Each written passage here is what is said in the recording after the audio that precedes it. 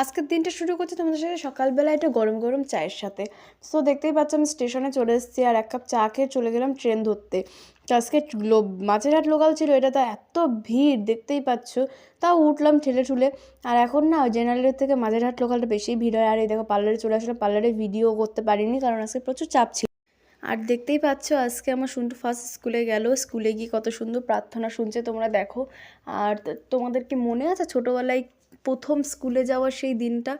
আমার এখনও ভালোই মনে আছে। তবে প্রথম দিন গিয়ে বন্ধু বান্ধব না পেয়ে একার মতন একা ঘুরে বেড়ানো, সেইটা একটু খারাপ লাগে। আবার যখন আমরা লাস্ট পজিশনে স্কুল ছেড়ে চলে আসতে হয় তখন বন্ধুগুলোকে কতটা মিস করি। তবে তোমাদের কার কার এখনও পর্যন্ত বেস্ট ফ্রেন্ড আছে তোমরা অবশ্যই কমেন্ট করতে ভুলো না। তবে দুঃখের বিষয় আমার এখন কোনো বন্ধুবান্ধবী নেই। আছে, সেটা হচ্ছে আমি যেখানে কাজ করি তারা আমার ফ্যামিলির সবাই। So I am so happy. Good night guys, সবাই ভালো থেকো, সুস্থ থেকো, দ্যাটস ইট।